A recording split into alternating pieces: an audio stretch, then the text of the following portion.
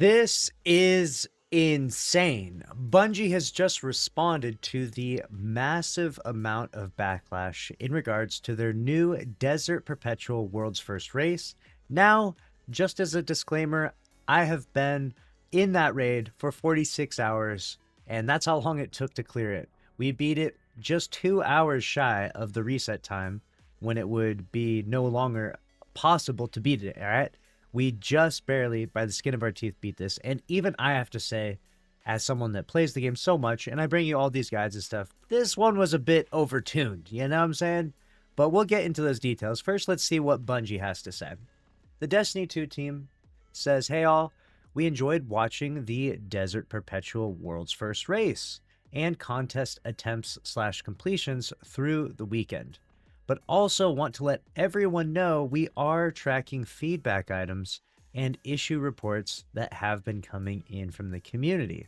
So obviously, people are going to give their opinions and say, you know, the good, the bad, and the ugly in regards to the world's first raid race. And some of the good part is that, you know, it is meant to be really challenging, and it's meant to be this level of like aspirational content that you can only achieve if you play the game, you know, at a moderately hardcore level, right? Like you got to play the game pretty regularly, have a good amount of weapons and loadouts, etc., to be able to pull off these types of things is the gist of the contest raids, right? It's not for everyone.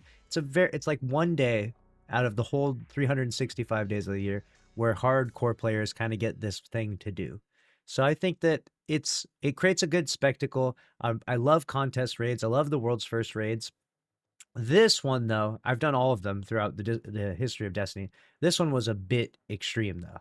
This required like the utmost precision of min-maxing to a degree that, like I mentioned before, most console players will probably not be able to clear this, which is, you know, is a problem, right? Next, let's go on to what they have to say.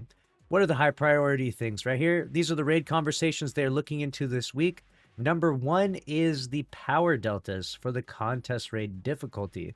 So the power deltas are basically how far above or below any given activity will you be. That's the delta by which the power exists. So for example, if you're like 50 power above an activity, you just absolutely smash through it.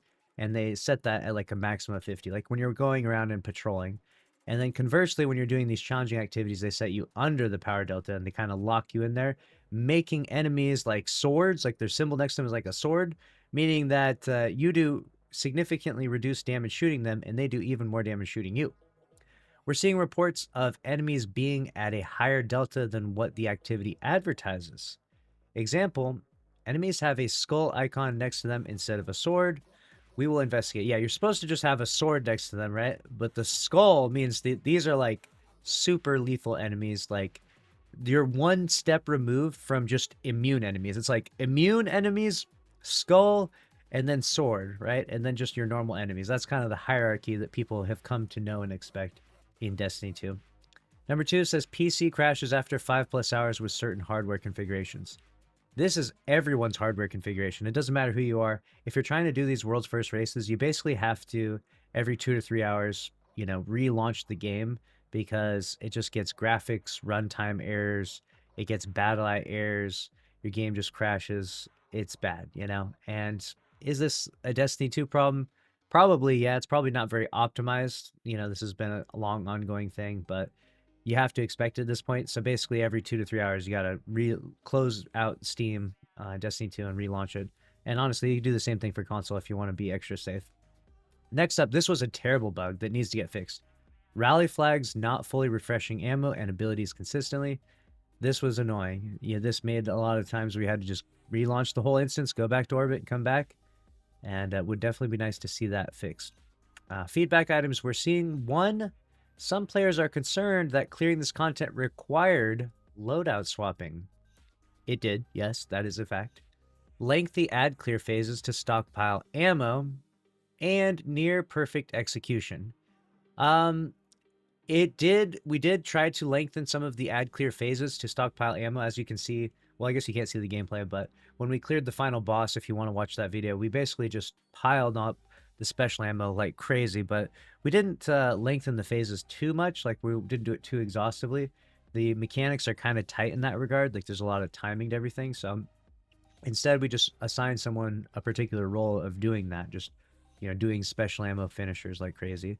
And it is kind of an annoying thing when you have to do that, right? A good example of this would be War Priest from King's Fall. That was a pretty rough one. That was, you had to have Aeons on in order to clear that one. And then the next part is and near perfect execution, which it really is at a level of near perfect execution with the loadout swapping, right? Now, near perfect execution is not necessarily a problem, in my opinion, for contests because, I mean, you do want to set up the bar pretty high so that way people have something that they need to aspire towards and things they need to work on if they want to get these cool emblems and participate in this crazy contest, right? But when it requires loadout swapping with perfect execution, that's where the problem lies a little bit, in my opinion. So next up, we got related. Some players feel contest difficulty may have been tuned too high for this raid, so that only an incredibly small portion of the community could have a shot at completing it. I don't know if it was intentionally tuned this high. Obviously, Bungie, they don't know exactly what they're doing in the studio. The recent firing range came out where you can go and shoot your weapons and test the damage perks on them. It's bugged. It doesn't even work properly. So clearly they don't even know how to create a firing range to test weapons, let alone how are they going to understand how to properly tune the raid values so that way it's actually pretty competitive. This one was very obviously overtuned. Like it is very obvious, especially when you look at previous raid races, even Salvation's Edge, which was extremely difficult. Okay, if it wasn't for Still Hunt, that one probably wouldn't have been cleared by half as many people.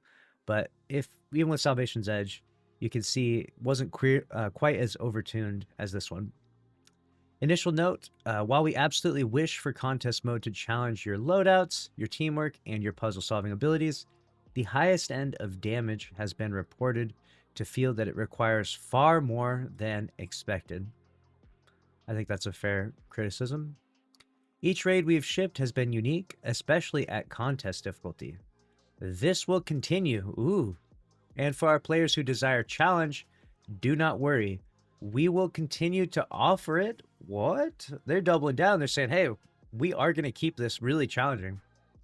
That said, we will use feedback from this weekend to inform our future as we continue to develop these experiences. Interesting. I wonder if this is a new era for Destiny and for these contest raids where they're just going to keep them like ball-bustingly hard, because if that is the case, man, you got to buckle up. You got to know what you're getting into, basically. The casual Destiny player doesn't clear the Desert Perpetual raid. They just don't.